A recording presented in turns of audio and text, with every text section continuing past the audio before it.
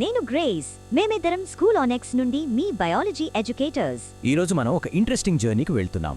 ఒక సింపుల్ చదరంగం పందెం దగ్గర మొదలుపెట్టి భూమి మీద జీవం ఎలా పెరుగుతుంది, ఎలా బ్రతుకుతుంది అనే పెద్ద పెద్ద నియమాల్ని తెలుసుకోబోతున్నాం. రెడీనా?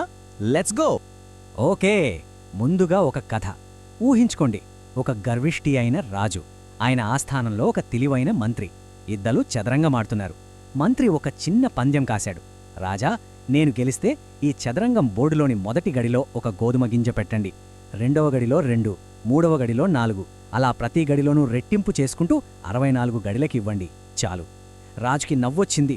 ఇంత సిల్లీ కోరిక అని వెంటనే ఒప్పుకున్నాడు. కాని ఆ చిన్న కోరిక వెనుక ఉన్న అసలు శక్తి ఏంటో ఆయనకప్పుడు తెలీదు. ఎగ్జాక్ట్లీ యాడమ్, ఆ కథ కేవలం కథ కాదు, దానిలో ఒక పెద్ద బయోలాజికల్ సీక్రెట్ దాగుంది. ఇప్పుడు ఆలోచించండి, ఒక చదరంగం బోర్డు మీద డబల్ అవుతున్న గోధుమ గింజలకి మన భూమి మీద పెరుగుతున్న జనాభాకి ఏంటి సంబంధం? అసలు ఉంటుందా? వెల్, ఉంటుంది. రెండు ఒకే శక్తివంతమైన నియమాన్ని పాటిస్తాయి. ఆ నియమమేంటో తెలుసుకోవడమే మన ఇవాల్టి పని. అవును గ్రేస్, మన ఫస్ట్ టాపిక్ అదే, పెరుగుదల నియమాలు. అంటే ఒకే ఒక్క జీవి నుండి మొదలై లక్షలు కోట్లాది జీవులు ఎలా పుట్టుకొస్తాయో చూద్దాం. వినడానికే చాలా ఆశ్చర్యంగా ఉంది కదూ. ఇది నిజంగా ప్రకృతిలో ఉన్న ఒక మ్యాజికల్ పవర్ లాంటిది. సరే, దీన్ని అర్థం చేసుకోవాలంటే ఫస్ట్ మనం ఒక పర్ఫెక్ట్ వరల్డ్ను ఊహించుకుందాం. ఆడమ్, ఒకసారి ఇమాజిన్ చేయి. ఫుడ్ అన్లిమిటెడ్, స్పేస్ అన్లిమిటెడ్, ఏ లోటు లేదు. అప్పుడు ఒక పాపులేషన్ ఎలా పెరుగుతుంది? ఆగకుండా పెరుగుతూనే ఉంటుంది. దీన్నే సైంటిస్టులు ఎక్స్పోనెన్షియల్ గ్రోత్ లేదా ఘాతాంక పెరుగుదల అంటారు. ఇదొక ఐడియల్ సిచ్యువేషన్ అన్నమాట. ఈ ఈక్వేషన్ చూసి అస్సలు భయపడకండి, చాలా సింపుల్. dN/dt = Rn. ఇక్కడ n అంటే జనాభా సైజు, t అంటే టైం. కానీ ఇక్కడ అసలు హీరో ఎవరంటే R. దీన్ని full name intrinsic rate of natural increase. సింపుల్గా చెప్పాలంటే ఒక జీవి ఎంత ఫాస్ట్గా పిల్లల్ని కనగలదో చెప్పే నంబర్ ఇది. ఫర్ ఎగ్జాంపుల్, ఏనుగుకి R వాల్యూ చాలా తక్కువ, అదే ఒక కుందేలుకి R వాల్యూ చాలా చాలా ఎక్కువ. అందుకే వాటి జనాభా అంత ఫాస్ట్గా పెరుగుతుంది. ఎప్పుడో ఆ ఈక్వేషన్ని మనం టైంకి ఎగెన్స్ట్గా ప్లాట్ చేస్తే మనకు ఈ జే షేప్ కర్వ్ వస్తుంది. చూడండి, స్టార్టింగ్లో చాలా స్లోగా మొదలవుతుంది, సేమ్ ఆ చదరంగం బోర్డు మీద మొదటి కొన్ని గడుల్లాగా. కానీ కొంచెం టైం గడిచాక సడన్గా బూమ్, ఆకాశంలోకి దూసుకెళ్లినట్టు పెరుగుతుంది.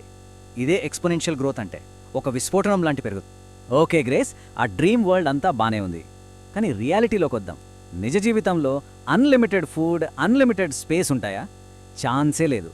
ఆహారమైనా, నీరైనా, జాగా అయినా అన్నీ లిమిటెడ్. ఇక్కడే అసలు ట్విస్ట్ మొదలవుతుంది. కరెక్ట్ ఆడమ్, ఇక్కడే మనకు క్యారీయింగ్ కెపాసిటీ లేదా కే అనే ఒక సూపర్ ఇంపార్టెంట్ కాన్సెప్ట్ వస్తుంది. సింపుల్గా చెప్పాలంటే, ఒక రూమ్లో మ్యాక్సిమం ఎంతమంది పట్టగలరు? ఒక లిమిట్ ఉంటుంది కదా. అలాగే ఒక పర్యావరణం కూడా ఒక జాతికి చెందిన కొంత జనాభాను మాత్రమే సపోర్ట్ చేయగలదు. ఆ మ్యాక్సిమం లిమిట్నే మనం కే అంటాం. ఇప్పుడు ఈ స్లైడ్ చాలా జాగ్రత్తగా చూడండి. ఈ చాప్టర్లోనే ఇది one of the most important slides. Left side ఉన్నది మనం ఇందాక చూసిన జే కర్వ్ అంటే థియరీ. కానీ రైట్ సైడ్ చూడండి, అదే రియాలిటీ. దీన్ని ఎస్ షేప్డ్ కర్వ్ లేదా లాజిస్టిక్ గ్రోత్ అంటారు.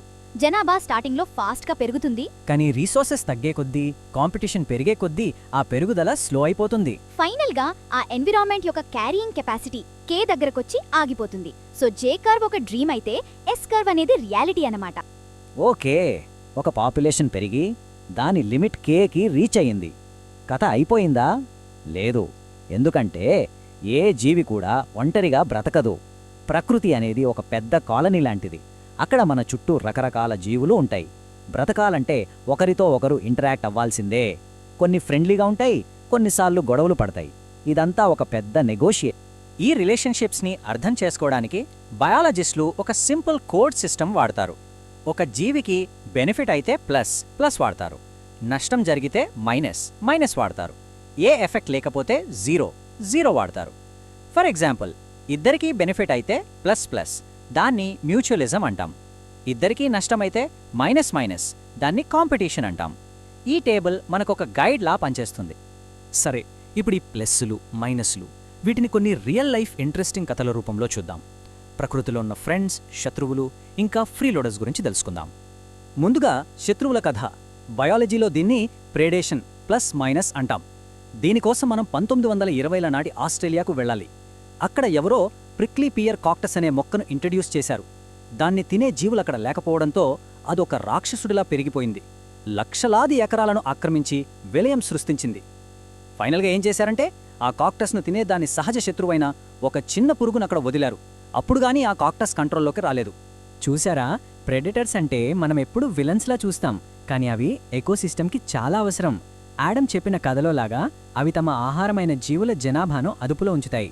దీనివల్ల జీవుల మధ్య కాంపిటీషన్ తగ్గి స్పీషీస్ డైవర్సిటీ అంటే జాతుల వైవిధ్యం పెరుగుతుంది. అవి ఎకోసిస్టమ్ బ్యాలెన్స్కి చాలా కీలకం. ఇప్పుడు ఇంకొక టైప్ ప్లస్ మైనస్ రిలేషన్షిప్, అదే పారాసైటిజం. దీనికి బెస్ట్ ఎగ్జాంపుల్ మన చుట్టూ కనిపించే కోకిల ప్లస్ మరియు కాకి మైనస్. కోకిల ఎంత తెలివైందంటే అది తన గుడ్లను తీసుకెళ్లి కాకి గూట్లో పెట్టేస్తుంది. పాపం కాకి అవి తన పిల్లలే అనుకుని పొదుగుతుంది, వాటికి ఆహారం తెచ్చిపెడుతుంది. దీనివల్ల కోకిలకు శ్రమ తప్పుతుంది, కాకి ఎనర్జీ వేస్ట్ అవుతుంది. దీన్నే బ్రూడ్ పారాసైటిజం అంటారు. ఎంత క్లెవర్ స్ట్రాటజీ కదా. సరే, ఇప్పటిదాకా నెగటివ్ ఇంటరాక్షన్స్ చూసాం. ఇప్పుడు పాజిటివ్ సైడ్కి వద్దాం. ఇది ప్లస్ ప్లస్ రిలేషన్షిప్, అదే మ్యూచువలిజం. అంటే ఇద్దరికీ లాభమే, విన్ విన్ సిచ్యువేషన్. దీనికి అత్తి చెట్టుకి ఒక రకమైన కందిరీగకి మధ్య ఉన్న బంధం ఒక అద్భుతమైన ఉదాహరణ. కందిరీగ లేకపోతే అత్తి చెట్టు పాలినేషన్ చేసుకోలేదు, అత్తిపండు లేకపోతే కందిరీగ తన గుడ్లు పెట్టలేదు. ఒకటి లేకుండా ఇంకొకటి బ్రతకలేదు. They are made for each other. మ్యూచువలిజంలో ఇంకో మైండ్ బ్లోయింగ్ ఎగ్జాంపుల్ ఉంది. ఓఫ్రిజ్ అనే ఒక ఆర్కిడ్ పువ్వు. దీని స్పెషాలిటీ ఏంటంటే దాని పువ్వుల్లో ఒక రేకు అచ్చం ఆడతేనెటీగలా కనిపిస్తుంది. సైజ్, కలర్, మార్కింగ్స్ అన్నీ సేమ్ టు సేమ్. పాపం మగతేనెటీగ అది నిజమైన ఆడతేనెటీగా అనుకుని దాంతో జత కట్టడానికి ప్రయత్నిస్తుంది. ఆ ప్రాసెస్లో పువ్వులోని పుప్పొడి దానికి అంటుకుంటుంది. అది ఇంకో పువ్వు మీద వాలినప్పుడు పాలినేషన్ జరిగిపోతుంది. దీన్నే సెక్షువల్ డిసీట్ అంటే లైంగిక మోసం అంటారు. How amazing is that. మనం ఇప్పటిదాకా గ్రోత్ గురించి, ఇంటరాక్షన్స్ గురించి వేర్వేరు కథలు విన్నాం కదా.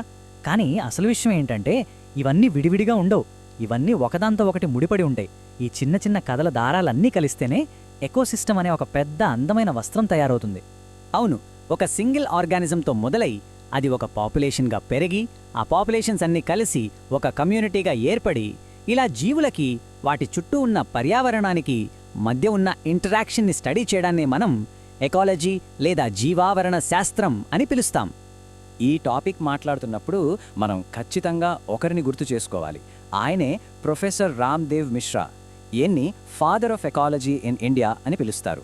మన దేశంలో ఎకాలజీని ఒక సబ్జెక్ట్గా స్థాపించి దానిపై రీసెర్చ్కి పునాదులు వేసింది ఆయనే. సో చూసారా, మనం ఎక్కడ మొదలుపెట్టాం? ఒకే ఒక్క గోధుమ గింజ దగ్గర. ఎక్కడ దాకా వచ్చాం?